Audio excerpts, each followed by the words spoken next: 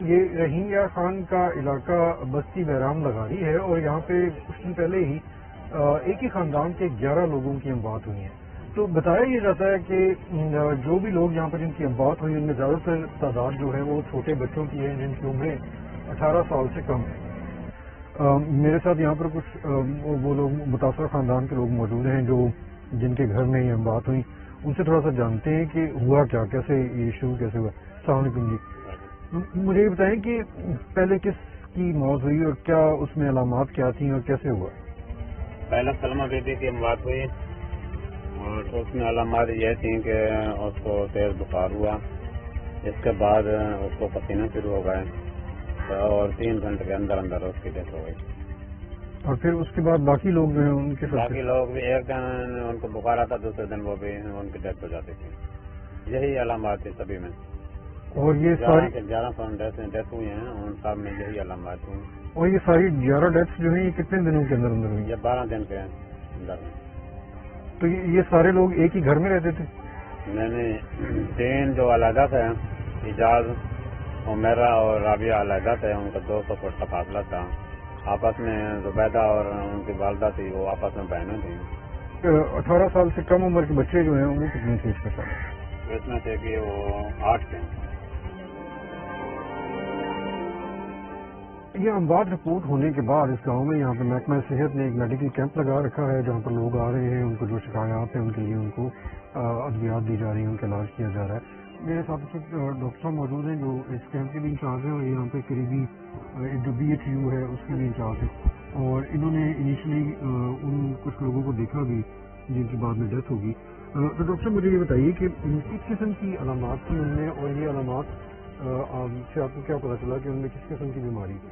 السلام علیکم. سب سے پہلے یہ ہے کہ ان پیشنٹ میں بہت زیادہ تیز بخار ہوتا تھا. پہلے اسٹارٹ میں ہلکا، پھر تیز ہو جاتا تھا. تیز بخار کے ساتھ ان کو بہت زیادہ پسینے آتے تھے، اتنے پسینے کہ پورا جسم گیلا ہو جاتا تھا. تو ان میں زیادہ تر لوگ جو بے ہوش بھی ہو جاتے تھے اور نیم بے ہوش بھی جاتے تھے. یہ رپورٹ میں دیکھنے میں آئے تھے 3 سے 4 گھنٹوں میں زیادہ تر پیشنٹ ان کی ڈیتھ ہو جاتی ہے. سب سے زیادہ جو ہے ہم شک کر رہے ہیں، ایک تو ابھی ہم نے سیمپل بھی بھیجے ہیں، نمونے خوراک کے بھی بھیجے ہیں، ان کے پانی کے بھی بھیجے ہیں. ان میں سب سے زیادہ جو شک کیا جا رہا ہے وہ گردن توڑ بخار کا ہی شک کیا جا رہا ہے اس ٹائم تک.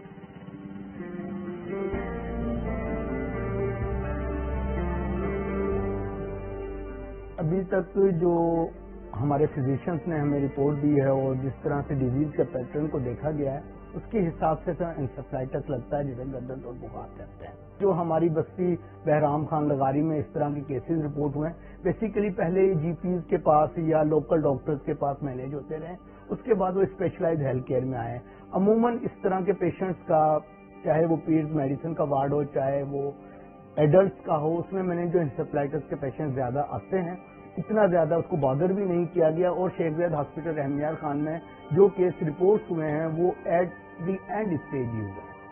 اس میں ڈائگنوزس بنانا ڈاکٹرز کے لیے مشکل تھا، جیسے سائنا میننجل اریٹیشن اور اس طرح CSF examination, CT scan, MRI کے ڈیفینیٹ کاز آف ڈیتھ پہ پہنچنے کے لیے ہمارے پروفیسر صاحبان کو ٹائم ہی نہ مل سکا.